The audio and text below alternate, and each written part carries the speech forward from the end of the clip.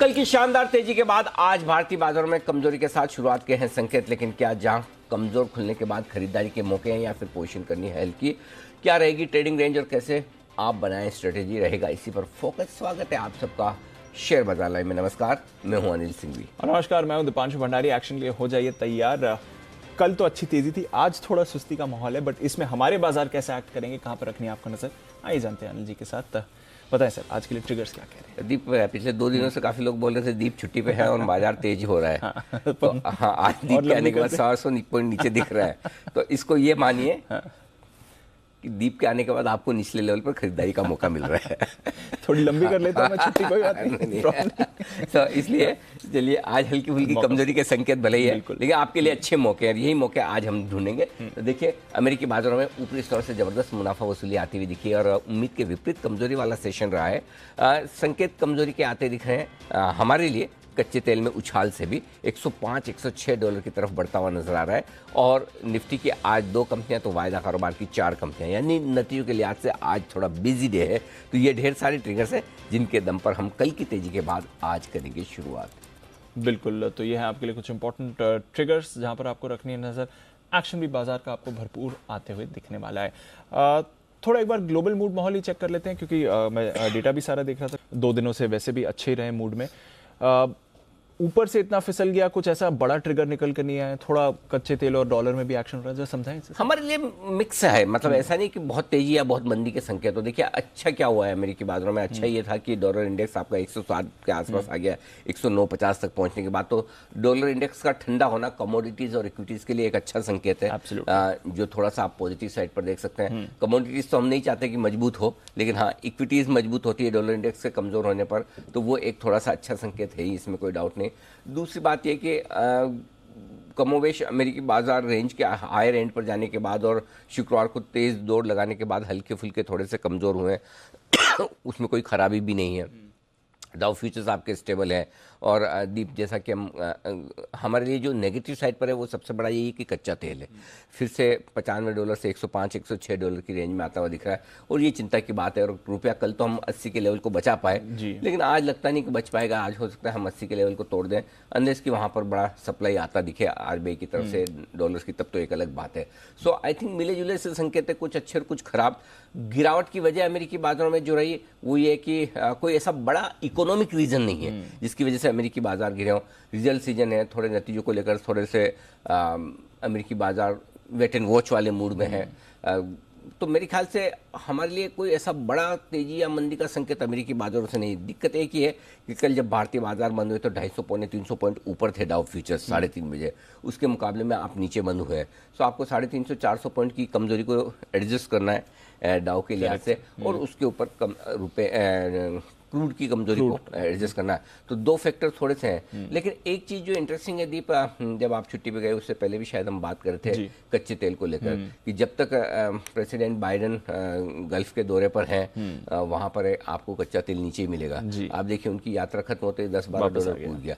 और कई बार ऐसा होता है कि कुछ ढंग ढंग का विश्लेषण करने के लिए आपको एक्सपर्ट होने की जरूरत नहीं, कॉमन सेंस से काम चल जाता है। तो और वो प्योरली, मैंने कहा भी था कि मैं कोई कच्चे तेल का और गल्फ के मामलों का एक्सपर्ट नहीं हूँ, लेकिन कॉमन सेंस यही कहता है कि जब अमेरिकी राष्ट्रपति पहुंचे हैं सऊदी अरब और वो प्रोडक्शन बढ़ाने के लिए दबाव बनाए, कच्चे तेल की कीमतों को नीचे रखने के लिए दबाव बनाए, उस समय आप दबाव कम करने के लिए हाथ से कच्चे तेल को अपने आप ही नेचुरली आप 105 डॉलर पर जितना जोर से बोलेंगे, 95 डॉलर पर वो आवाज़ उतनी जोर से नहीं होगी।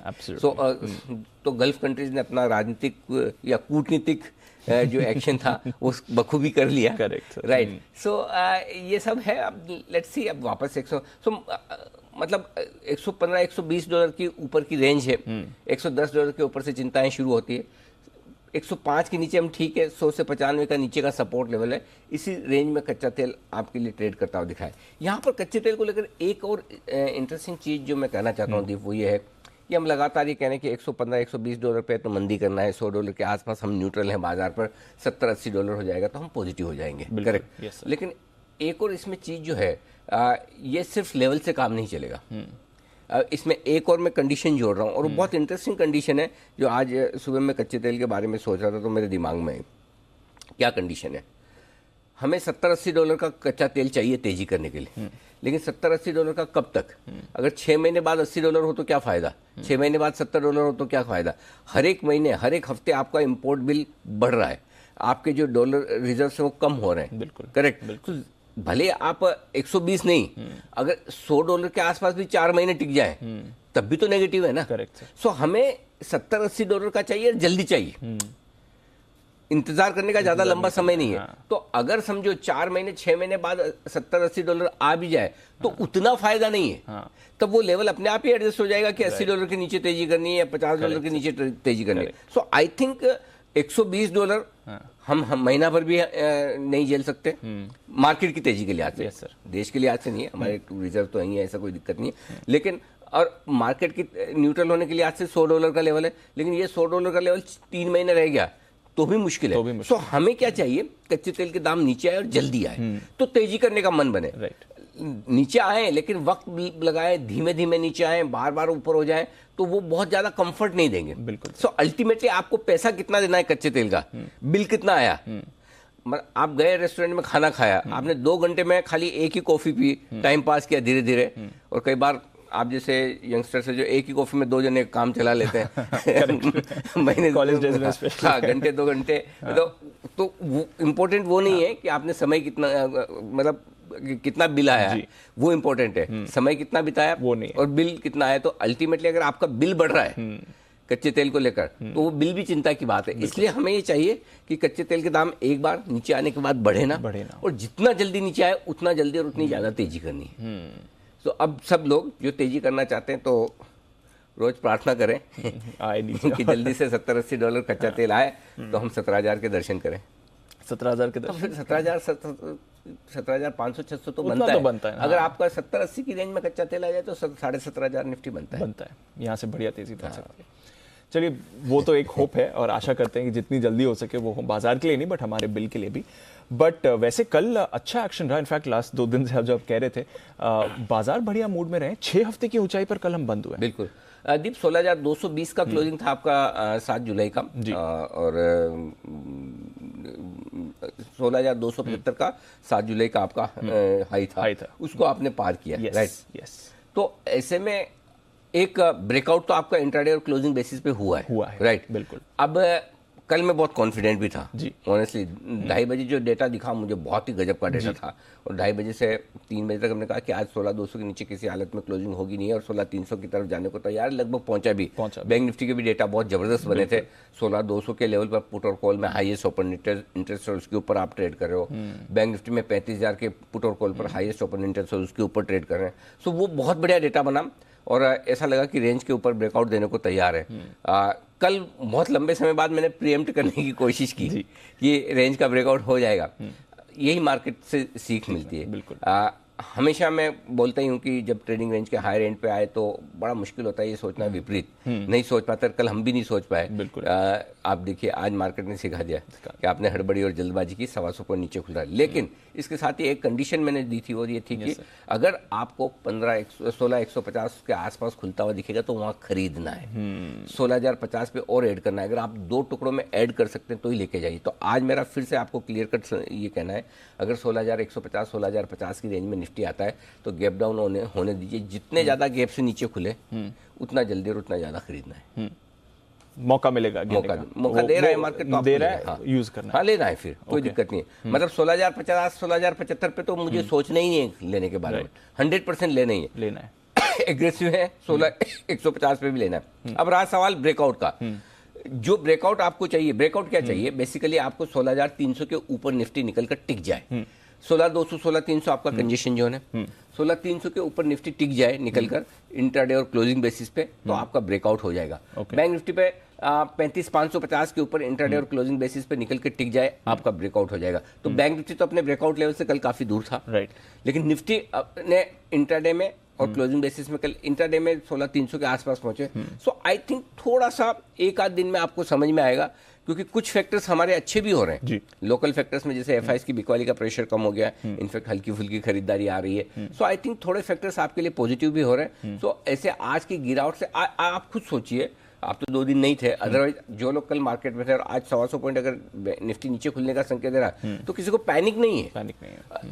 एक तो है ना, खराब मार्केट में आप 50-75 पॉइंट भी नीचे खुले जी, तो भी आपको डर लगता है, अच्छे मार्केट में 100-150 भी नीचे खुले तो डर नहीं लगता। Yes, तो ये आपका सेंटिमेंट है। सो आई थिंक सेंटिमेंट वाइज हम ठीक है, और 16,050-75 आए तो डेफिनेटली लेना है। 16,150 से आप मूड माहौल देखकर मन बनाना शुरू कर सकते हैं। सो ऐसे कोई बहुत दिक्कत वाली बात नहीं है। कल अगर आप गलती से 16,250-275 की रेंज के लॉन्ग हो भी गए तो भी आप एक बार होल्ड कर सकते हैं, कोई ऐसी बड़ी दिक्कत वाली बात नहीं है। अगर स्टॉप लॉस नीचे का क्लियर कट 16,925 निकल कर आता है पोजिशनल बेसिस पे, अगर आपको क्लोजिंग बेसिस पे लगाना है, इंट्राडे में आपको 16,150-140 कल के लो के आसपास का अगर आप डिसिप्लिन के तौर पे छोटा लगाना चाहते हैं, बट मेरा ये मानना है कि वहाँ स्टॉप लॉस लगाने के बजाय और खरीदारी करना ज़्यादा ठीक होगा। तो मौका मिलने वाला है बेसिकली। तो कल की अच्छी तेजी के बाद आज डिप का माहौल है, बट यहाँ पे मौका मिलेगा। बाय ऑन डिप्स की आप स्ट्रैटेजी आज अपना सकते हैं। अच्छा सर, आज की स्ट्रैटेजी आपसे लेनी है, पर उससे पहले एक और बड़ी इंपॉर्टेंट बाजार की बात आप लेकर आए हैं। मार्केट माफिया, हफ्ता वसूली, काफ़ी इंपॉर्टेंट मुहिम आपने पिछले 2 सालों से चलाई है, उसका इम्पैक्ट भी हमने देखा है, फॉलोअप्स भी हमने करे हैं। अब आज एक तीसरी मुहिम आप जो लेकर आ रहे हैं, उसके बारे में थोड़ा बताएं सर। दीप, ये बड़ा जब हमारे पास शुरुआत में ये खबरें आई कि लोगों के डीमेट अकाउंट से शेयर साफ हो रहे हैं, लोगों के ट्रेडिंग अकाउंट से शेयर बिक रहे हैं, सामने सामने उनके ट्रेडिंग अकाउंट में बहुत कुछ ऐसी एक्टिविटी हो रही है जो आप सोच नहीं सकते हैं और उन्हें पता भी नहीं चल रहा। कुछ केसेस में उनके अकाउंट हैक हो रहे हैं, कुछ केसेस में फ़ोन कॉल से ये साफ किए जा रहे हैं, और अलग अलग टेक्निक, और एक नहीं कई लोगों के साथ ऐसा होता दिखा है। एक आध केस हमारे हाथ में आया तो हमने इसकी पड़ताल करना शुरू की, और जब पड़ताल की तो हमारे होश उड़ गए कि क्या वाकई में इस लेवल का काम हो रहा है। बहुत ही गंदा और बहुत ही बड़े पैमाने पर काम हो रहा है, और हमने सोचा कि इसको लोगों के सामने लाना ज़रूरी है 2 लिहाज से। एक, आप लोगों को जागरूक बनाना ज़रूरी है, और दीप, इस पूरे इन्वेस्टिगेशन में एक बात जो समझ में आई है, जो लोग अपने आप को मार्केट का समझदार समझते हैं, आपके हमारे जैसे लोग जो दिन रात मार्केट में हैं, ऐसे लोग जो 15-15, 20-20 साल से बाजार में इन्वेस्ट कर रहे हैं, रोज ट्रेड कर रहे हैं, जो ब्रोकर्स के ऑफिस में कामकाज कर रहे हैं, खुद ब्रोकर्स हैं, आमतौर पर उन लोगों को समझदार माना जाता है। उनको हम ये समझते हैं कि ये तो मार्केट की निटी-ग्रिटीज़ के बारे में, डीमेट अकाउंट के बारे में, ट्रेडिंग अकाउंट के बारे में सब कुछ समझते हैं, लेकिन ये इन्वेस्टिगेशन देख के आपके आंखें खुली रह जाएगी कि जितने समझदार लोगों हैं उन्हीं को चूना लगाया गया है। ये नई चीज़ है। हाँ, जो एक्चुअल जानते हैं उन्हें, हाँ, जो जानते हैं उनको ही चूना लगाया गया है। सोचिए, अगर आप ये समझते हैं कि आप बहुत समझदार हैं तो आपको इस शो के बाद में अब क्वेश्चन मार्क अपने आप पर आएगा कि क्या ये मेरे साथ भी हो सकता है। एक ये बड़ी सी लर्निंग है। दूसरी बात ये कि कई सारे लोगों को, जिसमें बुजुर्ग से लेकर एकदम युवा है, उनको निशाना बनाया जा रहा है। तो हम ये चाहते हैं कि आप सावधान हों कि आगे कहीं आपका नंबर ना लगे, उस हिसाब से आपकी तैयारी करना भी ज़रूरी है। हमने इन दोनों ही हिसाब से हमने सोचा कि ये एक इन्वेस्टिगेशन किया जाए, और ये इन्वेस्टिगेशन बहुत ब्रॉड बेस्ड होगा। आपको पूरी मॉडस ऑपरेंडी समझने को मिलेगी, और किस तरह से, मतलब मैं हज़ारों लाखों रुपए की बात नहीं कर रहा हूँ, करोड़ों रुपए, बड़े अमाउंट, करोड़ों रुपए के पोर्टफोलियो साफ हो रहे हैं, करोड़ों रुपए के एकदम झटके में। और टाइम कितना लगता है? कुछ मिनट, मतलब आप आधा घंटा दे दो, आपके करोड़ों रुपए साफ। आप बिलीव नहीं कर पाएंगे, इस तरह का इन्वेस्टिगेशन हमने किया है। तो प्लीज़ आज 10:30 बजे आप सब लोग जुड़िएगा। बिल्कुल, मैं चाहता हूं कि आप सब लोग देखें, समझें, आप खुद सावधान हों, और आपके आसपास आपके पहचान वाले, मिलने जुलने वाले जो लोग हैं उन्हें आप सावधान करें, ये बहुत ज़रूरी होगा। बिल्कुल सर। तो खास इन्वेस्टिगेशन हम आपके लिए लेकर आ रहे हैं, आप सबको देखना ज़रूरी है। 10:30 बजे आज एक झलक भी देख लेते हैं क्या हम इसमें कवर करेंगे।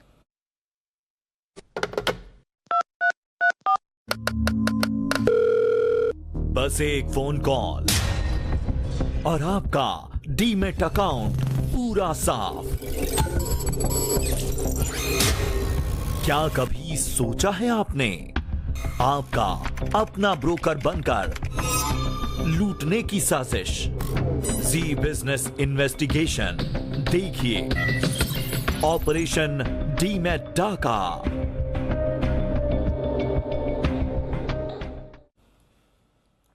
तो ये हमारा खास इन्वेस्टिगेशन डीमैट डाका आज सुबह 10:30 बजे। आपको ज़रूर जुड़ना है हमारे साथ और इसका खुलासा अनिल जी आपके सामने रखेंगे और क्या आपको सावधानी बरतनी है ये सीख भी आपको बताएंगे। तो चलिए सर, ये हमारा बड़ा एक्शन है और इस पर नज़र भी रहेगी। पर आइए एक बार अब आपसे बाजार की भी स्ट्रैटेजी समझ लेते हैं सर, कैसे देख रहे हैं आज के संकेत? ग्लोबल संकेत नेगेटिव साइड पर है, डाउ की वजह से भी और थोड़ा कच्चे तेल की वजह से भी। डॉलर इंडेक्स थोड़ा सा बेहतर है, बॉन्ड यील्ड स्टेबल है, लेकिन जो दो संकेत जो हमें पढ़ने हैं वो हल्के से नेगेटिव साइड पर है। एफआईज के संकेत पॉजिटिव आए हैं, न्यूट्रल पॉजिटिव थोड़े बीच के हैं, सो मैंने थोड़ा पॉजिटिव साइड पर लिख दिया है। घरेलू फंड्स के संकेत पॉजिटिव साइड पर ही हैं। वायदा कारोबार के संकेत न्यूट्रल से हल्के से नेगेटिव है, डीप न्यूट्रल से हल्के नेगेटिव। सेंटिमेंट पॉजिटिव है और ट्रेंड न्यूट्रल है आपका। Right sir. 16,150 16,225 ये आपका पहला सपोर्ट जोन है। इस जोन में आप खुलकर टाइम पास करेंगे। 16,140 150 के नीचे फ्रेश कमजोरी होगी, 16,225 के ऊपर फ्रेश मजबूती बनती दिखेगी। अदरवाइज मुझे ऐसा लगता है कि यहाँ खुलकर थोड़ा वेट एंड वॉच वाली सिचुएशन होगी। डाउ फ्यूचर्स और रुपए वगैरह को देख के हम आगे डिसाइड करेंगे किस तरफ जाना है कच्चे तेल को देखकर। अगर इसके नीचे गए तो 15,975 से 16,075 ये 100 पॉइंट की रेंज मजबूत सपोर्ट जोन है और ब्लाइंड बाय जोन भी, जहाँ पर निश्चित तौर पर आपको खरीदारी करनी चाहिए अगर निफ्टी गलती से पहुँचता है तो। टुकड़ों टुकड़ों में खरीदते रहें, ये आपकी स्ट्रेटेजी होनी चाहिए।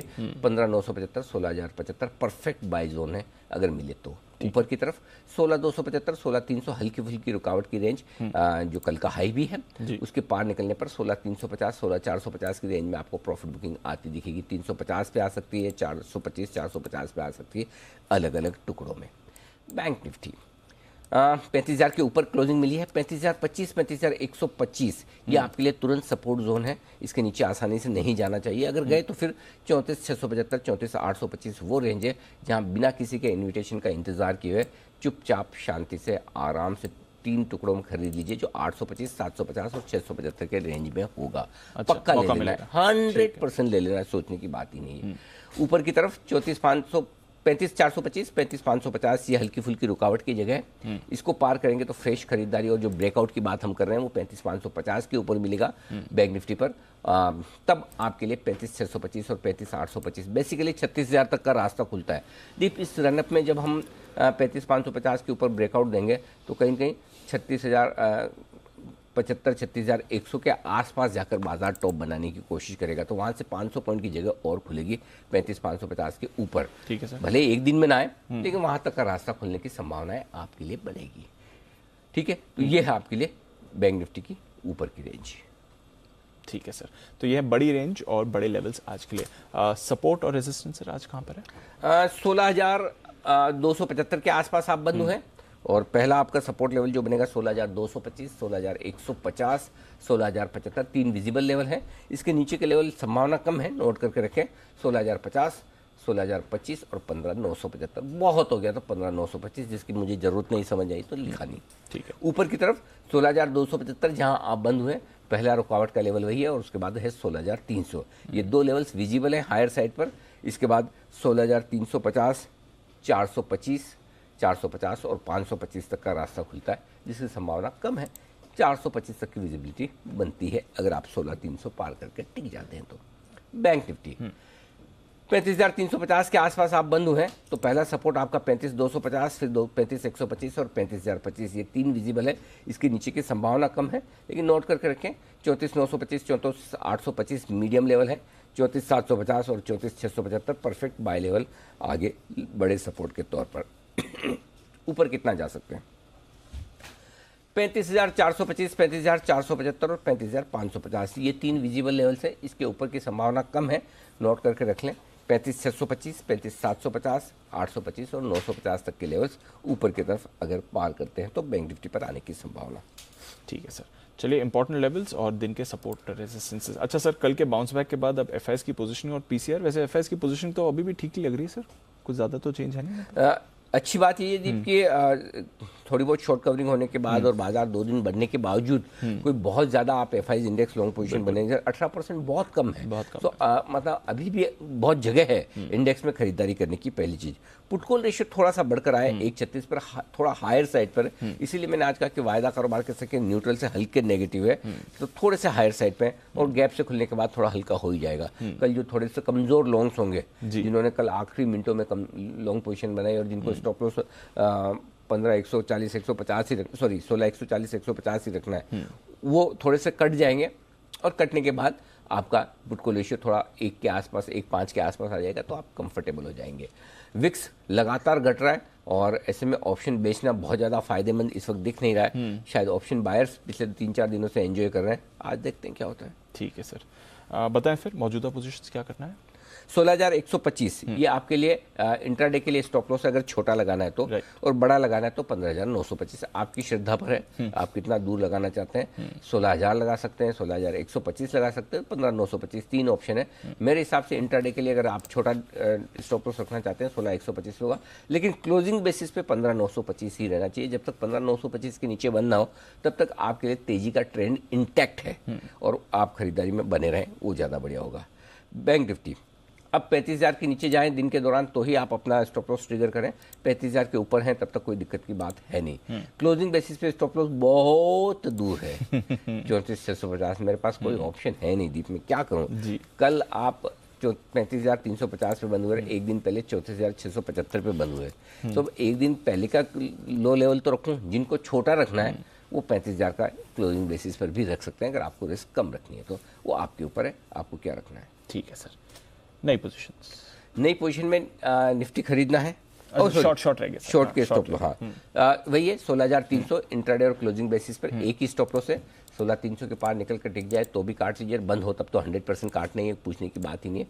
बैंक निफ्टी पे वही है 35,550 का इंट्राडे और क्लोजिंग बेसिस पे, इसके ऊपर निकले थैंक यू वेरी मच कर लीजिए। अंडरस्टूड सर, ठीक है। अब आते हैं नई पोजीशंस पर, किस तरह से देख रहे हैं सर आज के एक्शन को। गैप डाउन भी थोड़ा मिल रहा है आज तो। खरीदने की राह है निफ्टी 16,050 16,150 16,150 में एग्रेसिव ट्रेडर है वहाँ एंट्री करें, अदरवाइज 16,075 16,050 की रेंज में खरीदना शुरू कर दीजिए। बहुत परफेक्ट जगह है जहाँ आपको खरीदारी करनी चाहिए। 15,925 का थोड़ा दूर का स्टॉप लॉस दे रहा हूँ, मुझे पता है दूर का दे रहा हूँ, सोच समझ के दे रहा हूँ, वही लगाइए, इसमें छेड़छाड़ ना करें। टारगेट ऊपर का जो बनेगा 16,175 16,220 दो छोटे टारगेट है, 275 का और 300 का मीडियम टारगेट, 350 425 के बड़े टारगेट के लिए करनी है खरीदारी निफ्टी में। ठीक है, जो लोग बेचना चाहते हैं 16,275 से 16,350 की रेंज में मौका लें। अगर वापस से आता है आज निफ्टी तो वहां बेचने का आप सोच सकते हैं। ठीक है, स्टॉप लॉस जो आपका बनेगा वो 16,450 का होना चाहिए और टारगेट जो बनेंगे 16,225 और 16,200 के दो छोटे टारगेट हैं। 16,150 16,075 के मीडियम टारगेट, 16,050 16,025 और 15,975 तक के फाइनल टारगेट के लिए बिकवाली करें तो इस रेंज में एक चांस ले सकते हैं बेचने का आप। ठीक है सर, अंडरस्टूड। लेकिन स्ट्रिक्ट स्टॉप लॉस होना चाहिए, एग्रेसिव ट्रेडर के तौर पर ही बेचे, अदरवाइज नहीं। ओके, खरीदे बैंक निफ्टी 34,650 34,825 इस रेंज में आए तो जरूर खरीदिए, जो कि आएगी नहीं, खाली ऐसे लिखवा रहा हूं, आएगी नहीं। हाँ, मतलब कोई गलती से आ जाए तो लिख के रखे आप, ये रेंज में आए तो लेना ही है। 34,475 का स्टॉप लॉस होगा, थोड़ा दूर का है वही लगाना ताकि आपका ट्रिगर ना हो, चिंता बिल्कुल मत करिए, दूर का ही लगाइए। ठीक है, और ऊपर के टारगेट जो बनेंगे 34,900 975 35,025 तीन छोटे टारगेट हैं। 35,125 35,250 और 35,300 350 तक के टारगेट के लिए आपको निचले स्तर पर करनी है खरीदारी, अगर ये सिचुएशन में आ जाए तो। अगर आ जाए तो अगर मगर है तो फिर जो एकदम डेफिनेट है वो क्या करना है, 35,025 35,150 इस रेंज में आए तो डीप ले ही लेना है एग्रेसिव ट्रेडर के तौर पर। और कैसे लेना है, लेने के लिए आपको स्टॉप लॉस लगाना है 34,900 का। 34,900 के स्टॉप लॉस के साथ आप खरीदारी कर लीजिए। ऊपर के जो टारगेट बनेंगे 35,250 35,300 दो छोटे टारगेट है, 375 425 मीडियम टारगेट है और 475 से 550 तक के टारगेट के लिए आप यहाँ पर खरीदारी करें। ऊपर के आ जाए तो थैंक यू वेरी मच, 625 750, हमें 550 तक से भी संतोष है, क्योंकि आपकी एंट्री भी तो है ना 35,150 के नीचे हो रही, करेक्ट। तो उस समय मूड माहौल डाउ फ्यूचर्स रुपए को देखकर तब ठीक है सर, ये आपके लिए खरीदारी का हो गया दोनों। अब बेचने की बात है, ये बड़ा अब बेचने का काम जो है ना दीप, ये भी एग्रेसिव ट्रेडर्स के लिए, क्योंकि ये वो रेंज है जहां मेक और ब्रेक है। घूमना है तो भी बैंक निफ्टी के लिए घूमने की ये परफेक्ट रेंज है 35,425 से 35,550, जैसे कल निफ्टी घुमा वहां से 300 के पास से, कल लग भी रहा था दोनों तरफ का था कि हो सकता है ट्रेडिंग रेंज के हाई रेंज पे बड़ा मुश्किल होता है कॉन्ट्रा कॉल लेना। कल हमने प्रीएम्प्ट करने की कोशिश की, लेकिन इसी कंडीशन पे कि टुकड़ों में खरीदना है। सेम बैंक निफ्टी में भी यही होगा, आप 550 के आसपास बेचिए, लेकिन स्ट्रिक्ट स्टॉप लॉस 650 का। 650 आ गया फिर थैंक यू कर लेना है, फिर आप स्टॉप लॉस काटो आगे बढ़ो। अगर नहीं तो फिर यहाँ से नीचे में 35,350, 250 के दो छोटे टारगेट होंगे, 35,125, 35,025 के मीडियम टारगेट, और फिर 35,000 के नीचे के 34,925 से लेकर 34,675 के बीच के टारगेट्स हैं, जहाँ कहीं न कहीं जाकर बैंक निफ्टी रुकेगा। वो 34,825, 750 और 675 की स्ट्रॉन्ग सपोर्ट जोन है, उसमें कहीं न कहीं रुकेगा। तो ये बहुत इंटरेस्टिंग चीज़ है बैंक निफ्टी में बेचने के लिहाज से। डन सर, ठीक है। तो ये सारे आपके लिए मौके और स्ट्रैटेजी आज की बैन लिस्ट में डेल्टा कॉर्प एकमात्र बना हुआ है, अभी भी वो बैन में ही रहेगा, कुछ उसमें आपने एक्शन नहीं देखा है। अब थोड़ा डेटा भी समझना ज़रूरी है सर, क्योंकि कल एफआईएस की तरफ से कैश में खरीदारी हुई है, छोटा ही अमाउंट बट एटलीस्ट कैश में खरीदारी हुई है, और डीआईएस की तरफ से भी आपने खरीदारी देखी है, तो ये एक आउटलायर तरह से दिन निकला था। थोड़ी इंडेक्स फ्यूचर्स में भी एफआईएस ने खरीदा है, ज़रा बताएं सर। देखिए दीप, अच्छी बात है कि बेचना बंद किया है, ठीक है, और अच्छी बात ये भी कि वो नहीं बेच रहे हैं तब भी घरेलू फंड खरीद रहे हैं, तो दोनों ही तरीके से थोड़ी खरीदारी होती हुई दिखिए, ये एक अच्छा संकेत है। कैश के साथ फ्यूचर्स के आंकड़े, बहुत दिनों बाद आपको ऐसा दिखेगा सारे आंकड़े पॉजिटिव है, सब ग्रीन में। 1395 करोड़ के इंडेक्स फ्यूचर्स खरीदे, हालांकि उसमें शॉर्ट कवरिंग ही है, सारी की सारी शॉर्ट कवरिंग है, नया कुछ भी नहीं खरीदा, लेकिन है तो शॉर्ट कवरिंग। 1400 करोड़ की शॉर्ट कवरिंग भी कम नहीं है, तो नेट में आप देखेंगे तो डेटा ठीक है, मतलब किसी भी लिहाज से खराब नहीं है, और लोकल फंड्स की 850 करोड़ की खरीदारी बढ़िया है। अब आइए एफएनओ डेटा में। एफएनओ डेटा में दीप सबसे इंपॉर्टेंट लेवल जो है वो 16,000, जिस हिसाब से कल हम ब्रेकआउट देखा, ये तो कहना आसान है कि आप 275 पॉइंट ऊपर है तो 16,000 के नीचे बंद नहीं होंगे, बात तो सही है, कहना आसान है, लेकिन ये डेटा कह रहे हैं, मैं थोड़ी कह रहा हूँ। तो 16,000 के पुट पर 64 लाख शेयर है, हाईएस्ट ओपन इंटरेस्ट है। अब आपके लिए बेस बन गया, जो बेस आपका 15,800, 850 था, अब वो 16,000, 16,075 हो गया, आपका बेस ऊपर शिफ्ट हो गया। इसलिए मैं बोल रहा हूँ कि 16,075, 16,050 आए तो पूछना ही नहीं है किसी को, ले ही लेना है। मैं तो 16,150 पे भी तैयार हूँ एंट्री करने के लिए, मौका बन जाएगा। हाँ, एंट्री करने के लिए वहां भी तैयार। तो 16,150 पे थोड़ा ले लिया, 16,075, 50 पे और ऐड कर लिया, टुकड़ों में 2-3 टुकड़ों में लीजिए आराम से, कोई दिक्कत नहीं। ठीक है। उससे पहले मेक और ब्रेक लेवल आपका जो बनेगा वो 16,200 का है। 16,200 के पुट पर 58 लाख शेयर है। सो दीप, शुरुआत में आपको एक ही चीज ध्यान रखनी है जी, कि 16,200 होल्ड होता है नहीं। और आप देखिए, जब से सुबह 7 बजे से आपने शो शुरू किया है, 6:30 बजे से एसजीएक्स आ रहा है, एक भी बार एसजीएक्स 16,200 के ऊपर नहीं निकला। अब मैं आपको बोल्ड कॉल देता हूँ जी, यहाँ पर डाउ फ्यूचर आपका 40 पॉइंट ऊपर है। अगर डाउ फ्यूचर लाल में ना जाए, ये 40-50 पॉइंट स्टेटस को है, स्टेटस को, बाकी तो जो चीजें बदले, तो आप 16,200 के नीचे नहीं खुलेंगे। 16,200 के नीचे नहीं खुलेंगे? नहीं खुलेंगे। ये तो बड़ा कॉल है। ये तो बड़ा बोल्ड। क्यों नहीं खुलेंगे? उसका वजह यही है कि 16,200 के पुट में 58 लाख शेयर और कल 54 लाख शेयर कल ही जुड़े हैं, तो आप 16,200 के ऊपर तुरंत आ जाएंगे। ओके, अगर खुल भी गए समझो 16,175, तो 2-3 मिनट में ही आप 16,200 के ऊपर आ जाएंगे। राइट, ये डेटा में दिख रहा है, मैं मेरे कॉन्फिडेंस ही नहीं बोल रहा हूँ, डेटा में दिख रहा है। तो और 54 लाख शेयर जुड़े हैं उस पुट में। तो जो कल का पुट राइटर है 16,200 का, वो आज गैप से मिलेगा 125 पर, तो ले गई वो, मतलब वापस से वो पुट बेची गई, तेजी की पोजीशन बनाई गई। इसीलिए 16,150, 16,200 आपके लिए तुरंत सपोर्ट हो जाएगा, और ऊपर में फिर आपके लिए 16,225 पहला टारगेट, और 16,275 तक जाने की कोशिश करेगा, वहाँ से फिर आगे हम देखेंगे क्या कुछ है। ये वायदा कारोबार के डेटा है। अब आइए बैंक निफ्टी, 35,000 के नीचे आप नहीं जाएंगे, ये कॉन्फिडेंस रखिए, क्योंकि 35,000 के पुट पर 20 लाख शेयर है। 35,000 भी आसानी से, 500 भी आसानी से पार नहीं करेगा, वहाँ 22 लाख शेयर है। तो बैंक निफ्टी में कुछ खास नहीं होने वाला है। और जो कॉन्फिडेंस है मैं निफ्टी में बोल रहा हूँ, वो बैंक निफ्टी में तभी है जब बैंक निफ्टी 35,025, 35,125 की रेंज में आए तो वहाँ भी खरीद लीजिए। उस रेंज में आए, वो थोड़ा सा दूर है, अगर आ जाए तो वहाँ खरीदना चाहिए आपको। ठीक है सर। और निफ्टी में सेम आपका 16,150, 16,175 की रेंज में मिले तो वहाँ खरीदना चाहिए। ठीक है, तो चलिए 45 मिनट में बाजार खुलने के लिए तैयार है, और इंटरेस्टिंग लेवल्स आपके सामने हैं, देखते हैं किस तरह का एक्शन रहेगा। बट एसजीएक्स निफ्टी फिलहाल 100 पॉइंट नीचे, निचले स्तरों से देखें तो करीब करीब आपने एसजीएक्स निफ्टी पर भी 150 पॉइंट्स की रिकवरी दिखी, जो आज ओपनिंग पर एक लो लगा था। आइए फिर आज नतीजों का कहाँ पर है रिएक्शन, खबरें क्या कह रही हैं, ट्रिगर्स कौन से हैं, और साथ ही ब्रोकरेजेस का क्या कहना है, ये सब चीज़ जान लेते हैं। हमारी टीम है तैयार, अरमान, कुशल और साथ ही आशीष है मेरे साथ। अरमान, मॉर्निंग, करते हैं आपसे शुरुआत, बताएं ट्रिगर्स और आज की कुछ इंपॉर्टेंट पोस्ट मार्केट नतीजे कौन से हैं? जी, सबसे पहले निफ्टी के नतीजों पर ध्यान रखिएगा, जिससे निफ्टी में एचडीएफसी लाइफ और एचयूएल के नतीजे आते हुए दिखेंगे। एफएनओ में आपको Ambuja cement, LNT finance holding, ICICI lombard, polycab India के जैसे नतीजे आते हुए दिखेंगे। वेदांता पर फोकस रखिएगा, क्योंकि डिविडेंड पर आज बोर्ड बैठक है। मिंडा इंडस्ट्रीज, जो इनके 28.6 करोड़ बोनस शेयर्स हैं, उनकी आज से लिस्टिंग होती हुई दिखेगी। स्टील स्ट्रिप विल्स, नतीजों और स्टॉक स्प्लिट के साथ साथ दोनों पे बोर्ड बैठक है आज। एक्स डेट है कुछ जिसमें HCL टेक्नोलॉजीज इंटरिम डिविडेंड 10 का, फेडरल बैंक फाइनल डिविडेंड 1.8 का। अब 2 नतीजे हैं मेरे पास जिसमें नेल्को है, उनके नतीजे मिक्स्ड आते हुए दिखे हैं। आय देखेंगे लगभग 48% बड़ी है, हालांकि मार्जिन्स देखेंगे आपको मार्जिन्स पर कट देखा गया है वो 22% से घटकर 18.4% पर आते हुए दिखे हैं और मुनाफे देखेंगे लगभग 7% बढ़कर आता हुआ दिखा है। आलोक इंडस्ट्रीज उनके भी नतीजे मिक्स्ड आते हुए दिखे हैं। आय जो है लगभग 56% बड़ी है, पर जो घाटा है वो घाटा 98 करोड़ के आसपास जो था वो बढ़कर लगभग 142 करोड़ पर आता हुआ दिखा है। ओके, तो ये है आपके लिए कुछ इंपॉर्टेंट नतीजे। आइए खबरें भी जानते हैं। कुशल, गुड मॉर्निंग, बताएं क्या है आज की इंपॉर्टेंट खबरें। गुड मॉर्निंग दीप। खबरों में सबसे पहले एविएशन सेक्टर फोकस में रहेगा क्योंकि DGCA की तरफ से जो अभी प्राथमिक जांच है उसके बाद ये आदेश दिए गए हैं कि यहाँ पर सभी मामलों पर जो कंप्लायंस है 28 जुलाई तक सुनिश्चित करें, क्योंकि हाल फिलहाल आप देख रहे हैं कि काफ़ी सारी एविएशन कंपनियों को लेकर जो तकनीकी खराबियों की रिपोर्ट्स आ रही हैं उस चीज़ को ध्यान में रखते हुए ये फैसला DGCA की तरफ से लिया गया है। साथ ही पतंजलि फूड्स फोकस में रहेगा क्योंकि तेलों की MRP यहाँ से 6 से 10 रुपये लीटर की इन्होंने प्रति लीटर की कटौती की है। इनफैक्ट पिछले कुछ दिनों में पतंजलि फूड्स ने कुल मिलाकर तेलों पर MRP करीब 30 रुपए प्रति लीटर घटा दी है।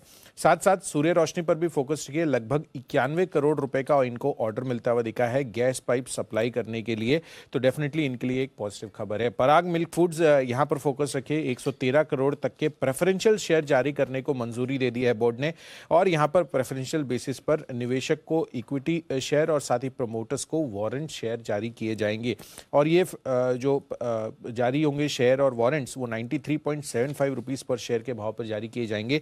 मौजूदा भाव 92.5 रुपए का है। साथ ही टेलीकॉम स्टॉक्स फोकस में रहेंगे क्योंकि 5G स्पेक्ट्रम रिलायंस जियो लगभग 14,000 करोड़, अदानी डेटा नेटवर्क्स ने 100 करोड़ और साथ ही भारतीय एयरटेल 5,500 करोड़ और वोडाफोन आइडिया ने 2,200 करोड़ रुपए जमा किए हैं। सूत्रों के हवाले से एक खबर आती हुई दिख रही है। IRCTC भी फोकस में रहेगा क्योंकि प्रीमियम ट्रेन में टिकट बुकिंग में खाने का ऑप्शन अगर नहीं सिलेक्ट किया हुआ है तो भी नहीं लगेगा सर्विस चार्ज। तो ये एक इंपॉर्टेंट खबर है, यानी कि इसमें ये कहने का मतलब है सर कि जो प्रीमियम ट्रेन्स हैं उसमें जो अगर आप टिकट बुकिंग करते हैं और खाने का ऑप्शन अगर सिलेक्ट नहीं किया गया है मतलब सर्विस चार्ज नहीं लगेगा, कहने का मतलब ये है लार्जली। अच्छा, हाँ,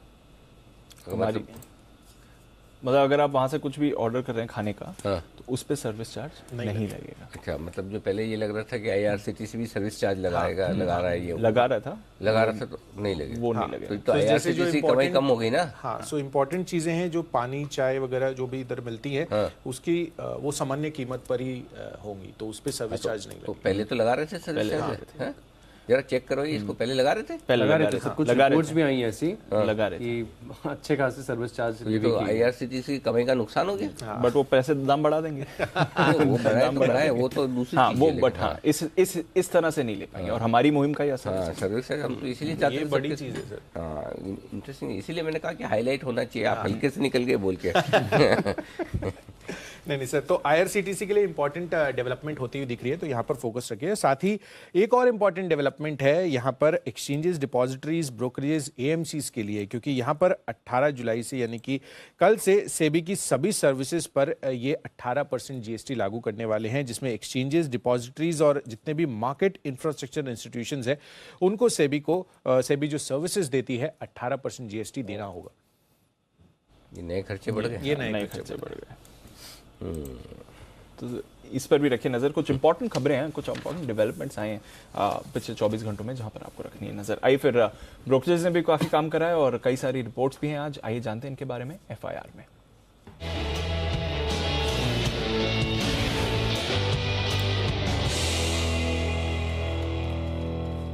मॉर्निंग आशीष, पहले तो बताएं आज की टॉप ब्रोकरेज रिपोर्ट्स कौन सी हैं? Good morning Deepanshu. देखिए कल निफ्टी FNO की कोई बड़ी अर्निंग्स नहीं थी, तो परसों की जो रिपोर्ट्स हैं ये स्टॉक्स के ऊपर जो रिपोर्ट्स आई वो बता देता हूँ। ओवरऑल रियलिटी अगर आप देखें तो यहाँ पर ब्रोकरेज हाउस की तरफ से बड़ी कवरेज आई है। आप देखिए मॉर्गन स्टैनली ने इक्वल वेट की रेटिंग को बरकरार रखा है, हालांकि जो लक्ष्य से थोड़ा सा एडजस्ट किया है, 893 से घटाकर 885 कर दिया है, हालांकि 857 की क्लोजिंग है।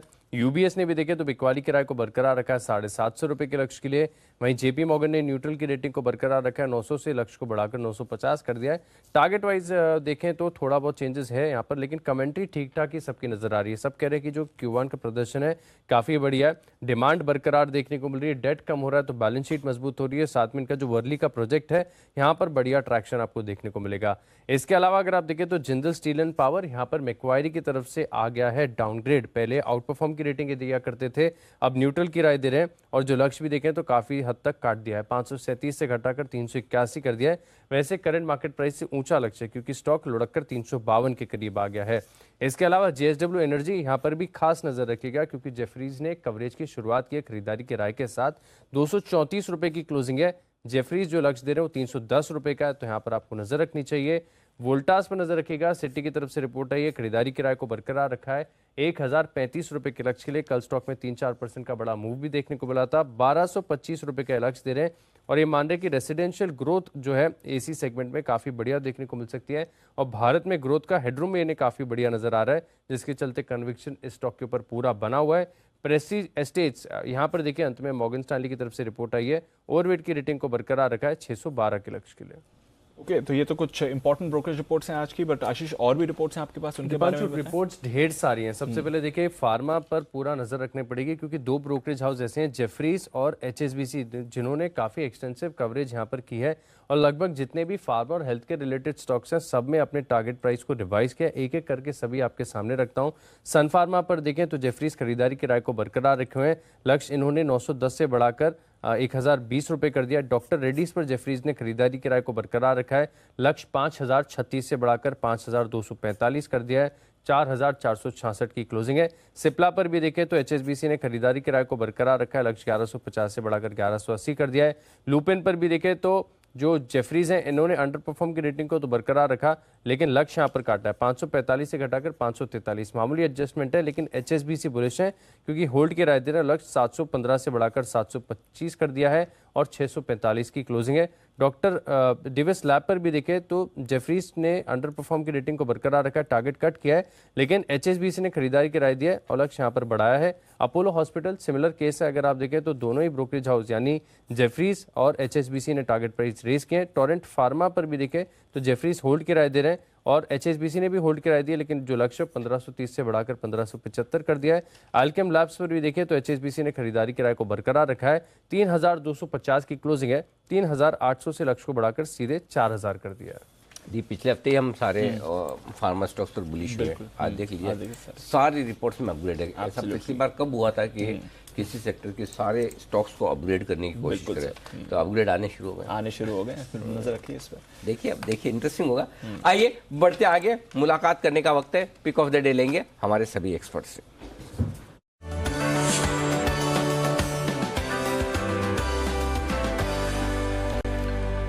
आप सभी को सुप्रभात। पहले दर्शन कर लिए जाए। कुणाल जी आने वाले हैं, बंसल जी आ चुके हैं, किरण जी भी तैयार हैं, मोदी जी और अविनाश सर का भी स्वागत है। आप सबको सुप्रभात। चलिए मोदी जी से आज शुरुआत करते हैं। मोदी जी सुप्रभात, बनाएं sir pick of the day. Good morning Anil ji, good morning di. बिल्कुल देखिए, पिक ऑफ द डे में हमने चुना है IEX, Indian energy exchange. Long करके चलेंगे। काफी करेक्शन के बाद जो कंसोलिडेशन था, उस कंसोलिडेशन का ब्रेकआउट कल के सेशन में आया है, वो बढ़िया वॉल्यूम के साथ बाइंग देखने को मिली है। हमें लग रहा है और फॉलो अप बाइंग यहाँ से बढ़ सकती है। 172 के टारगेट्स के लिए IEX को लॉन्ग करके चलेंगे। स्टॉप लॉस रहेगा 162 का। Perfect. Kiran ji good morning, बताएं sir pick of the day. जी very good morning, Deep morning. बहुत दिनों के बाद दीप आ रहा है तो उसके लिए स्पेशल मॉर्निंग। बहुत दिनों मतलब क्या?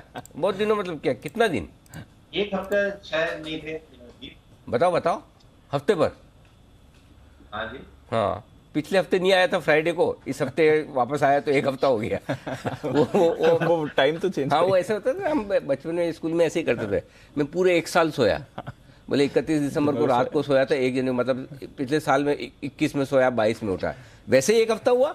छुट्टी तो यार 2 दिन की छुट्टी ली, पर ऐसा लगा बहुत दिनों से नहीं आ रहा है, उसको स्पेशल मॉर्निंग कह दिया।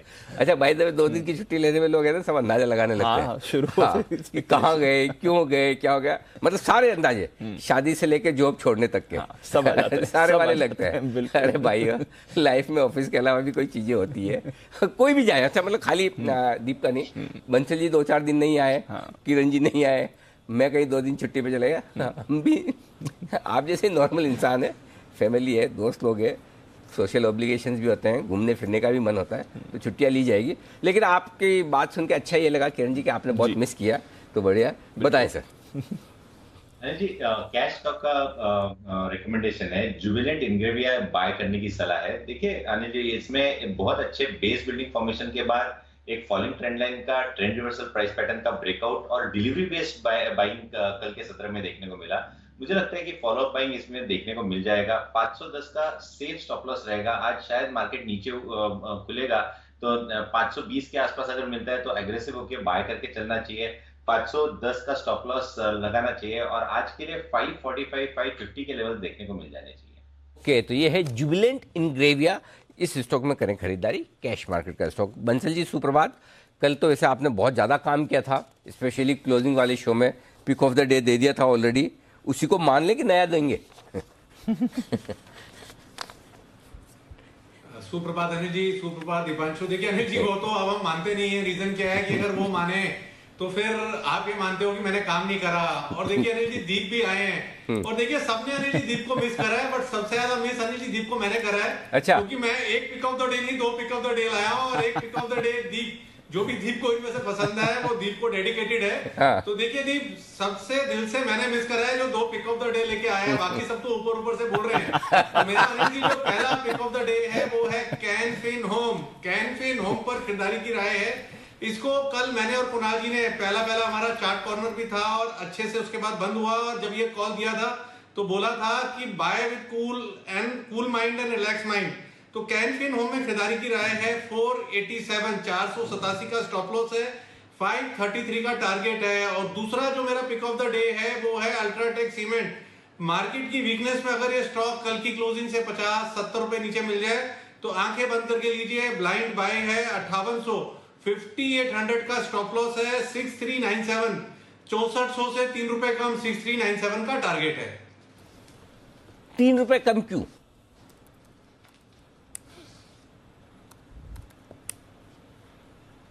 अनिल जी एग्जैक्ट रेजिस्टेंस बना दिया अनिल जी। ये टारगेट्स मैंने निकाले अनिल जी कल 8 बजे के बाद, तो 2-3 रुपए का Anil ji margin of safety Anil ji मिलना चाहिए। बिल्कुल परफेक्ट है, बहुत ही बढ़िया। चलिए, ये है आपके लिए अल्ट्राटेक पर राय इस वक्त आती हुई और कैन फिन होम से भी। तो बंसल जी, एक इन दोनों में से पिक ऑफ द डे पसंद करना है दीप को? देखिए अनिल जी, एक पिक ऑफ द डे दीप को डेडिकेटेड है। 2 दिन की छुट्टी के बाद आए हैं। और अनिल जी देखिए, मैंने कुछ भी ऐसी अटकल ही नहीं लगाई कि शादी कर रहे हैं, जॉब छोड़ दिया, क्योंकि जाने से पहले इन्होंने बड़ी सुंदर सी अपने पेट के साथ अनिल जी तस्वीरें डाली थी। हाँ। तो अनिल जी मैं वही देख रहा था कि कभी शो के दौरान दीप का पेट अगर कीबोर्ड से खेल गया तो क्या होगा। तो फुली ट्रेंड होगा अनिल जी, तभी ऐसा कभी कुछ हुआ नहीं, उसको तो देखने को मिल जाता। उसको फैट फिंगर कहा जाएगा। चलिए, वो उम्मीद करें कि ऐसा कुछ हो ना, लेकिन हाँ, आइए बढ़ते आगे। और अब कुणाल जी भी जुड़ चुके हैं हमारे साथ। कुणाल जी सुप्रभात, बताएं sir pick of the day.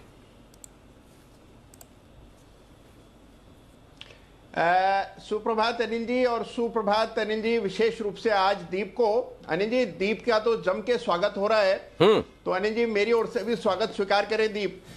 बहुत बहुत शुक्रिया कुणाल जी। इनफैक्ट सर मैं सोच रहा हूँ थोड़ी लंबी और छोटी ले लेते हैं। ये आप जो है ना बहुत है ना इंस्पायर कर रहे हो छोटी लंबी छुट्टी लेने के लिए। पता नहीं दीप, ऐसा मुश्किल सवाल ज्यादा पूछते हो क्या? मतलब लोग इतने खुश क्यों हो रहे हैं आने से? मतलब ताकि इंस्पायर कर रहे और ज्यादा लंबी छुट्टी ले ले। मेरे को वही लग रहा है, थोड़े अब अगली बार ऑफलाइन बात करके जाना जाएगा। तब तक बताइए Kunal ji, pick of the day. Anil ji देखिए, आज बाजार नीचे खुलेगा और बाजार के इस नीचे खुलने पर खरीदारी करनी है पीएफसी में, पावर फाइनेंस कॉर्पोरेशन पर। हम लगातार एनबीएफसी पर खरीदारी की राय दे रहे हैं और पीएफसी में मुझे लगता है नहीं जी बहुत समय से कोई परफॉर्मेंस हमने नहीं देखी, अंडर परफॉर्मिंग स्टॉक रहा है। और अब इसमें जिस तरह का चार्ट स्ट्रक्चर है, जिस तरह का कैंडलस्टिक पैटर्न कल बना है, मुझे लगता है कि इसमें तेजी बनेगी। तो आज ये गिरावट में मिल जाए तो फिर इसको खरीदा जाना चाहिए। स्टॉप लॉस रखें 108 रुपए 50 पैसे पर, 109 रुपए 50 पैसे, 109 रुपए 25 पैसे के आसपास खरीदें। टारगेट होना चाहिए पहला 114 रुपए का, 114 का, और इवेंचुअल टारगेट 117 रुपए का। तो 117 के टारगेट के लिए खरीदना है पीएफसी। ओके, तो ये है आपके लिए पीएफसी में खरीदारी करने की राय। तैयार है सुमित जी हमारे साथ। सुमित जी गुड मॉर्निंग, बताएं sir pick of the day. Good morning Anil ji, good morning Anil ji. Pick of the day पे सेल साइड का स्टॉक है। जिस स्टॉक में वीकनेस दिख रहा है वो है जाइडस लाइफ। जाइडस लाइफ में सेलिंग प्रेशर है। पिछले 5 दिनों के लो कल स्टॉक ने ब्रेक कर दिए थे और आज सेलिंग प्रेशर और बढ़ता हुआ देखने को मिलना चाहिए। 350 रुपए से लेके 340 रुपए तक के लेवल या 345 रुपए तक के लेवल जाइडस लाइफ में देखने को मिलने चाहिए। ऊपर में इसका जो रेजिस्टेंस है 368 रुपए 370 रुपए के पास है, तो 370 के स्टॉप लॉस से बिकवाली करके चलने का सलाह रहेगा। 345 रुपए तक के टारगेट जाइडस लाइफ के अंदर देखने को मिल सकते हैं। परफेक्ट। आइए अविनाश जी भी हमारे साथ है। अविनाश जी सुप्रभात, बताएं सर आपका pick of the day. Good morning Anil ji, good morning Deepanshu. मेरा जो आज पिक है वो रेलवे स्टॉक है और कंपनी का नाम है टीटागढ़ वैगन्स लिमिटेड। अनिल जी, ये कंपनी इसलिए इंटरेस्टिंग है क्योंकि इनको बहुत बड़ी ऑर्डर इंडियन रेलवे से वैगन के लिए मिली है। करीबन 26,000 वैगन्स का ऑर्डर मिला है जो इनके हिस्ट्री में सबसे बड़ी है और ऑर्डर साइज करीबन 7,800 करोड़ है। और इन्होंने पुणे मेट्रो के लिए भी अपना पहला ट्रेन ऑलरेडी लॉन्च किया है।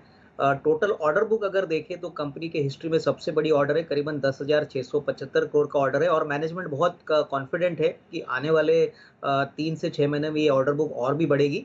मुझे लग रहा है कि वैगन स्पेस में बहुत समय के बाद गवर्नमेंट ने टेंडरिंग शुरू की है और कंपनी यहाँ पे मार्केट लीडर है। तो जिस प्रकार से कमोडिटी प्राइसेस स्पेशली स्टील के कीमतें गिरी है, इसका फायदा थोड़ा बहुत तो रहेगा ही, बट ऑर्डर बुक बढ़ने के कारण हमको लग रहा है कि आने वाले 2 से 3 साल की रेवेन्यू विजिबिलिटी बहुत बढ़िया है। स्टॉक करीबन 90-100 में काफी समय तक था, अभी वापस थोड़ा सा बढ़ा है 120-22।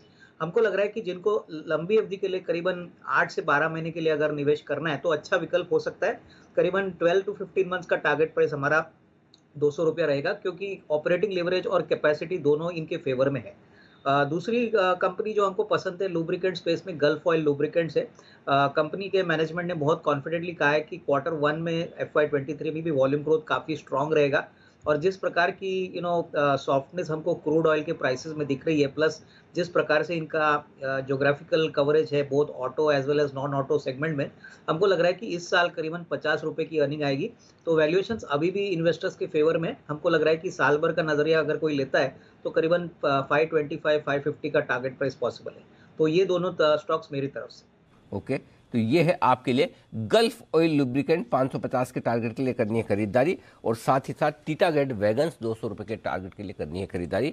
ये 2 बेहतरीन फंडामेंटल स्टॉक पसंद है अविनाश जी को। आइए वागिल साहब भी हमारे साथ हो चुके हैं शामिल। सर सुप्रभात, बताएं pick of the day. Anil ji good morning, Deepanshu good morning. मेरा pick of the day Motherson Sumi होगा या संवर्धना मदरसन जो इसका नया नाम है। 126 का कल का बंद है, कल एक ब्रेकआउट दिया है 124-125 के आसपास। मुझे लगता है आज ये मूव कंटिन्यू होगी। ये माहौल में हल्का सा नीचे मिल सकता है। आपको सिर्फ 3 रुपए का रिस्क लेना है। 123 के नीचे जाता है तो काट लेना है। आपका स्टॉप लॉस 123 के नीचे का होगा और टारगेट 135 रुपए मुझे दिखते हैं आज और कल में आने चाहिए। ओके, तो वागले साहब की तरफ से मदरसन सुमी या मदरसन संवर्धना मदरसन, ये है वो स्टॉक जहाँ पर खरीदारी करने की राय आती हुई दिख रही है। इस बीच हल्की फुल्की रिकवरी तो हल्की फुल्की आई है। एसीएक्स निफ्टी में निचले स्तर से 25-30 पॉइंट थोड़ा सा रिकवर होता हुआ दिखा। 125-130 पॉइंट से अब 105 पॉइंट के आसपास नीचे। डाउ फ्यूचर्स 50 अंक ऊपर है और नेस्डेक फ्यूचर्स आपके लिए 35 अंक ऊपर ट्रेड करते हुए दिखा। आइए कुछ स्टॉक्स हैं जहां पर एक्शन भरपूर होने वाला है। किरण जी, आपका फेवरेट वेदांता, आज बोर्ड बैठक है, इंटरिम डिविडेंड पर भी विचार किया जाएगा। बताएं सर क्या लेवल्स इंपॉर्टेंट है, क्या कुछ खरीदारी का मौका है अगर कमजोर खुले तो? बिल्कुल खरीदना चाहिए अनिल जी। पैटर्न बहुत स्ट्रांग है। डिलीवरी बेस्ड बाइंग हमें कल के 17 परसों के 17 में देखने को मिली है। अच्छा खासा बेस बिल्डिंग फॉर्मेशन है और ट्रेंड रिवर्सल प्राइस पैटर्न भी देखने को मिल रहा है। मेरा मानना है कि जो ट्रेंड रिवर्सल प्राइस पैटर्न का टारगेट है इवेंचुअली 260-265 तक आएगा, जहां पे रिव्यू लेना चाहिए। उसके पहले जिन्होंने बाय किया उसको बेचना नहीं चाहिए। आपका स्टॉप लॉस 231-32 के आसपास रहेगा जो कि स्ट्रिक्ट रहेगा। अगर 231 के लेवल्स वायलेट होते हैं तो ये ट्रेंड रिवर्सल पैटर्न निगेट हो जाएगा। तो मेरा मानना है कि जब तक हम इन लेवल्स के ऊपर है, बिल्कुल लॉन्ग पोजीशंस हर गिरावट में बाय करके चलना चाहिए। 260-265 के टारगेट्स के लिए लॉन्ग पोजीशंस बना के रखनी चाहिए। ओके, तो ये है आपके लिए वेदांता जहां पर आपको रखनी नजर। एक्शन में ये स्टॉक भी आपको आते हुए दिख सकता है आज। आइए कुछ और स्टॉक जहां पर आपको रखनी है नजर। HUL, अविनाश जी नतीजे आने वाले हैं, कोई एक्सपेक्टेशन सर इस बार नतीजों को लेकर, स्पेशली वॉल्यूम ग्रोथ को लेकर? और अब तो कमोडिटी सॉफ्टनेस हो गई तो आगे जाकर मार्जिन्स पर अगर कुछ कंपनी कहती है तो? नहीं बिल्कुल दीपांशु, मुझे लग रहा है कि क्वार्टर वन के नंबर्स से ज़्यादा जो मैनेजमेंट की कमेंट्री रहेगी और स्पेशली जो कमोडिटी प्राइसेस का जो कूलिंग ऑफ हो चुका है, इसका क्या इम्पैक्ट मार्जिन्स पर रहेगा, ये मेरे ख्याल से मार्केट्स कीनली वॉच करेगी। करीबन हमको लग रहा है कि फर्स्ट क्वार्टर का वॉल्यूम ग्रोथ नंबर 7-8% हो सकता है, बट होपफुली अगर सेकंड क्वार्टर में commodity prices continue to come down तो उसका फ़ायदा डेफिनेटली कंपनी को मिलेगा। और मेरे ख्याल से अगर मानसून भी अच्छा होता है तो रूरल डिमांड जो काफ़ी समय तक वीक थी उसमें भी थोड़ी बहुत बढ़ोतरी आपको देखने को मिलेगी। तो मेरे ख्याल से डेफिनेटली आज स्टॉक चर्चे में रहेगा और अगर कमेंट्री अच्छी आती है होपफुली मार्जिन्स को लेके, तो डेफिनेटली मार्केट में आपको एक अच्छा उछाल आने वाले सत्र में दिखना चाहिए। तो जिनके पास है वो होल्ड करे, अदरवाइज मैं समझता हूँ कि कमेंट्री आने के बाद one can take a fresh call in the stock. आज तो बाजार का दिग्गज एचयूएल फोकस में रहने ही वाला है एंड ऑफ कोर्स इसके वजह से आप बाकी एफएमसीजी में भी एक्शन देख सकते हैं। तो देखते हैं कैसे आते हैं एचयूएल के नतीजे को लिहाज से एल&टी फाइनेंस ये भी इंपॉर्टेंट रहेगा। किरण जी, कोई राय एल&टी फाइनेंस के चार्ट पर? सर, एल&टी फाइनेंस एक इम्पोर्टेंट रेजिस्टेंस के नीचे ट्रेड करता नजर आ रहा है। एल&टी फाइनेंस में इसको लगभग जो पिछला स्विंग टॉप था 73, 50, 74, ये लेवल्स डिसाइसिवली ब्रेक करने चाहिए, तभी इसमें एक नई जान आती देखने को मिल जानी चाहिए। इसके ऊपर मेरा मानना है कि 78, 80 के आसपास के लेवल्स देखने को मिलेंगे। अभी के लिए मेरा अवॉइड सजेशन रहेगा, इन लेवल्स के ऊपर ही बाय करने की सलाह है। तो इन लेवल्स के ऊपर ही बाय करने की सलाह रहेगी। एल&टी फाइनेंस, इस पर आपको रखनी है नजर। नतीजों के रिएक्शन, नेल्को, इसके नतीजे रहेंगे थोड़े मिले जुले हैं। मार्जिन पर हमने दबाव देखा है, 4% का मार्जिन कॉन्ट्रैक्शन भी है। कोई राय चार्ट पर मुदित जी नेल्को की? नेशनल एल्युमिनियम का चार्ट पे अगर बात करते हैं तो काफी बॉटम बनाने के है बाद सर, कैश स्टॉक है मुदित जी, कैश स्टॉक है नेल्को जिसकी मैं बात कर रहा हूं। कल NELCO कल 623 की क्लोजिंग थी सर।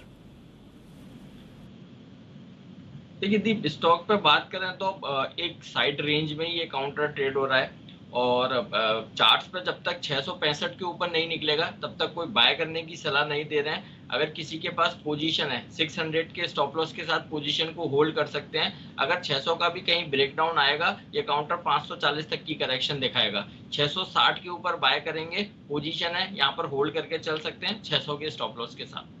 तो 600 का स्टॉप लॉस और नेल्को यहाँ पर आप रखिए नजर। थोड़े मिले जुले नतीजे, कल हल्का पॉजिटिव था ये काउंटर भी।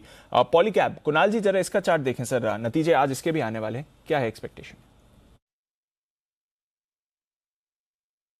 देखिए दीपांशु, अगर आप चार्ट देखें तो काफ़ी समय से स्टॉक एक सीमित दायरे में ट्रेड कर रहा था और उसके बाद इस दायरे के नीचे के लेवल्स पर बिल्कुल 19 स्तरों के आसपास अब ये ट्रेड करने लगा है। तो यहाँ से बहुत मुमकिन है कि आपको एक बाउंस आता हुआ दिखे। मुझे लगता है कि 2100 का लेवल स्टॉक के लिए एक मेजर सपोर्ट का काम करेगा और बहुत मुमकिन है कि आपको दोबारा से 2300, 2325 के लेवल्स देखने को मिले, जहां अब इमीडिएट हर्डल है 2325 का स्तर स्टॉक निकाल लेगा तो फिर आपको इसमें 2500 के लेवल्स भी देखने को मिल सकते हैं। तो जिनके पास पोजीशन है 2100 का एक स्टॉप लॉस रखें, वेट करें, मुझे एक उछाल की उम्मीद है। ओके, एक उछाल की उम्मीद है। पॉलीकैब, देखते हैं आज नतीजों से पहले ये स्टॉक भी एक्शन में रहेगा। कई और स्टॉक्स हैं जिसके बारे में करनी है चर्चा, आइए उससे पहले करते हैं शुरुआत फर्स्ट ट्रेड की हेडलाइंस के साथ।